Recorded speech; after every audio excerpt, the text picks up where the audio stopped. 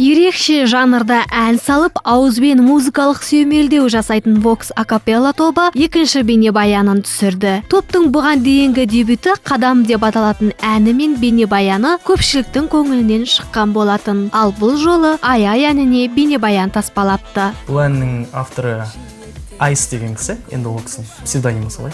Айс сөзінде әнінде сол кісі жазған. Кейін бірақ біз өзіміз жігіттермен отырып сөзіне кішкене өзгертулер енгіздік, өзімізге ыңғайлап, өйткені ол жерде ән жігіттің қызға айтқан бір ән сияқты болды, сезім сияқты болғанда, ал біздің тобымызда қыздар да болғандықтан біз кішкене қатты емес енді кішкене өзгертіп, өзімізге ыңғайлап сондай бір туынды жасадық. Акапелла жанрында ән салатын бұл топтың келесі бейнебаяны несімен ерекше? Ырғақты әнге түсірілген бейнебаянның сюжеті қандай? Музон арнасына қонаққа келген аталмыш топ клиптің сюжеті туралы былай дейді. Клиптің сюжеті жалпы лирика емес негізі, өйткені әннің өзі ондай бір баяу темптегі ән емес та, жаңағыдай кішкене билеуге келеді. Және де сол арқылы қыз бен жігіттің бір қосылмаған махаббатын айтқымыз келді.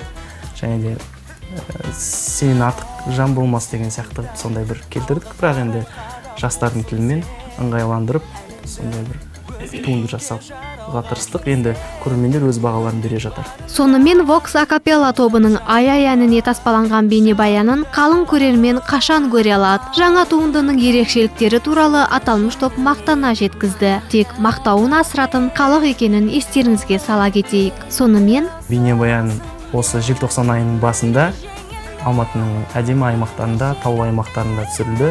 Орманның ішінде күн өте суық болды. Өте қызықты жағдайлар да көп болды, жаңағыдай көлікке кіріп жылынып алып, қайтадан шығып, оны өтпей түсіріп деген сияқты. Сондай бір қызықты жайттар болды. Одан кейін барып басқа да локацияларда, павильондарда түсірдік. Бұйырып жатса, шықса көресіздер. Өте керемет туынды шықты деп ойлаймын.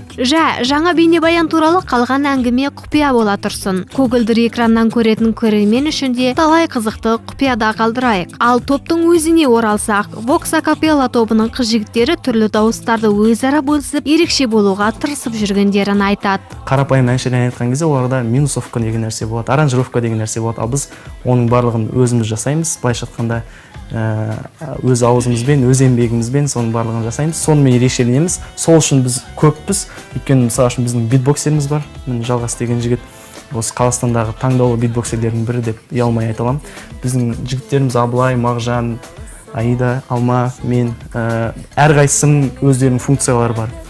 Бас деген дауыс бар, баритон, мен тенор, альт және де сопрано. Осындай неше түрлі дауыстардың үндестігі және де оған битбокс қосылған кезде ол тіпті керемет бір дүние шығады. Айта кетейік, Vox Acapella тобы 2015 жылдың басында студенттік топ болып құрылған. 2 жылдың ішінде топтың құрамы аздап өзгеріп, үлкен сахнаға қадам басып келеді. Vox Acapella тобының су жаңа бейнебаяндарына құтты болсын айтып, сәттіліктер тілейміз. Ал бейнебаянды жаңа жылдың қарсаңында тамашалай аласыздар.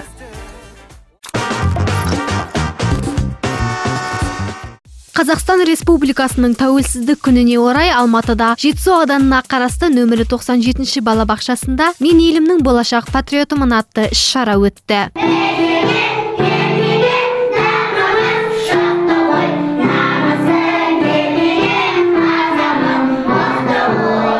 Ересектер тобы мен тәрбиешілер қатысқан шараға аудандық білім бөлімінің басшысы мен басқа да балабақшалардың меңгерушілері арнайы келіп қонақ болды. Елбасымыздың болашаққа бағдар рухани жаңғыру мақаласы аясында өткізіліп отырған мұндай шараны аудан бойынша барлық балабақшалар ұйымдастырып келеді дейді білім бөлімінің басшысы. Біздің Жетісу ауданындағы балабақшалардың бір ерекшелігі, міне 14-ші балабақшада іс-шара өтіп отыр. 14 балабақшада барлығында осындай дерлік бірдей қазақ үйдің макеті орналастырылып, оның ішіне қазақтың ұлттық өзіміздің салт дәстүрімізге, әдет ғұрпымызға сай безендіріліп, мынау сандық, торсық, мынау ұлттық тағамдардың барлығы қойылған, және мынау домбыра, өзіміздің қамшы, сол сияқты бұл жердегі жаңағы қол өнерінен жасалған киіз үйдің ішіндегі тұратын заттардың қазақтың ұлттық оюларының түр-түрімен безендірілген, және ол балаларға санасына осы кезден бастап құйылып жаңағы мол тәлім тәрбие береді деген ойдамыз. Мен елімнің болашақ патриотымын мерекелік шара барысында өлең де оқылды, би де биленді және балалар әсем әннен шашу шашты.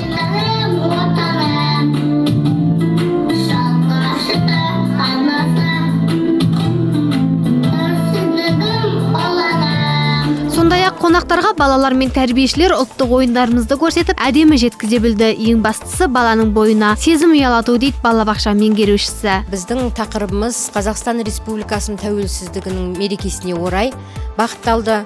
Мұнда ересектер тобының тәрбиеленушілерінің тақырыптық оқу қызметі арқылы көрсеттік. Негізгі мақсатымыз балалардың бойына адамгершілік, отанына деген сүйіспеншілігін, халыққа деген құрметін және өзіміздің ұлт дәстүрлерімізді, салт дәстүрлерімізді, әдет-ғұрыптарымызды бойларына сіңіру балалардың. Айта кетейік, нөмірі 97-ші бөбекжай балабақшасы 1984 жылдан бері жұмыс істеп келеді, ал 2010 жылы күрделі жөндеуден өткен. Балаларды қазақ тілінде тәрбиелейтін бұл балабақшада 120-ға жуық бала тәлім алуда.